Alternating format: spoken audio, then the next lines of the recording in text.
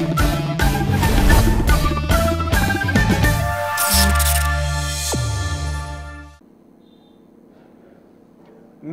आप देख रहे हैं यूवी टीवी। मैं हूं प्रांशु। क्या अगले वर्ष 2025 में सूर्य के सौर अधिकतम यानी सोलर मैक्सिमम तक पहुंचने की उम्मीद है? एक ऐसी घटना जो इंटरनेट सर्वनाश का कारण बन सकती है। वॉशिंगटन पोस्ट की रिपोर्ट के अनुसार सूर्य 2025 में सौर अधिकतम एक विशेष रूप से सक्रिय अवधि तक पहुंच जाएगा और आज की डिजिटल दुनिया इसके लिए तैयार नहीं है। रिपोर्ट में उल्लेख किया गया है कि सूर्य के सौर चक्र में नए सिरे से रुचि बढ़ रही है क्योंकि यह सौर तूफान भेजता है।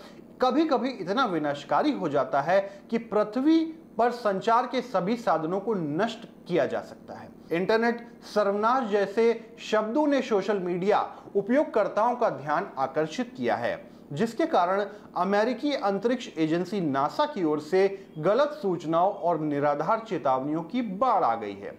फिलहाल नासा ने अभी तक 2025 के सौर तूफान के कारण इंटरनेट के खत्म होने की संभावना पर कोई टिप्पणी नहीं की है, लेकिन लोग इस बात पर चर्चा करने लगे कि अगर ऐसा कोई आयोजन हुआ तो हमेशा ऑनलाइन रहने वाली जनजाति का क्या होगा।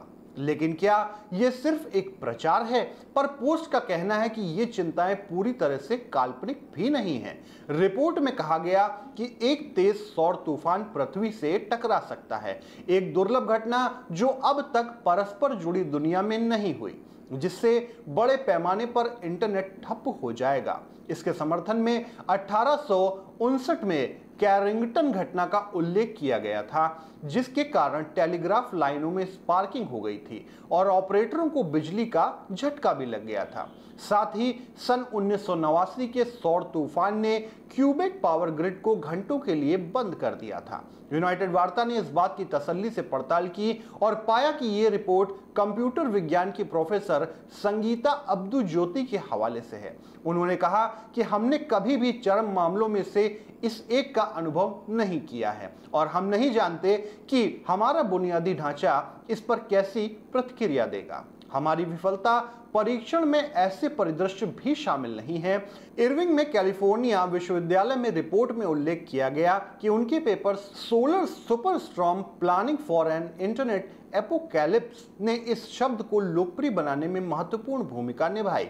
रिपोर्ट के अनुसार ज्योति ने कहा कि एक भयंकर सौर तूफान से समुद्र के नीचे संचार केबल जैसे बड़े पैमाने के बुनियादी ढांचे को प्रभावित करने की संभावना है, जो लंबी दूरी की कनेक्टिविटी को बाधित कर सकता है। रिपोर्ट में यह भी कहा गया कि इस तरह की रुकावटें महीनों तक रह सकती हैं। अकेले अमेरिका में एक दिन की कनेक्टिविटी खोने का आर्थिक प्रभाव 11 अरब डॉलर से अधिक होने का अनुमान है, पर इस पूरे मामले पर नासा ने अभी तक कोई आधिकारिक बयान जारी नहीं किया है। इस पूरे प्रकरण में इंटरनेट सर्वनाश शब्द और नासा की एक गैर मौजूद अलर्ट से फैला अधिकांश झूठ अंतरिक्ष एजेंसी द्वारा एआई का उपयोग करके सौर तूफानों की भविष्यवाणी करने के प्रयासों के बारे में प्रकाशित एक लेख का संदर्भ देते हैं। उस लेख में या अपनी वेबसाइट पर कहीं और नासा ने इंटरनेट सर्वनाश शब्द का उपयोग नहीं किया।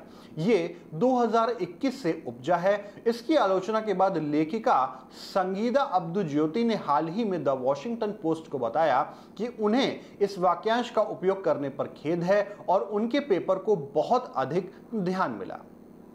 ऐसी खबरों के लिए जुड़े रहिए हमारे साथ, देखते रहिए यूवी टीवी। धन्यवाद।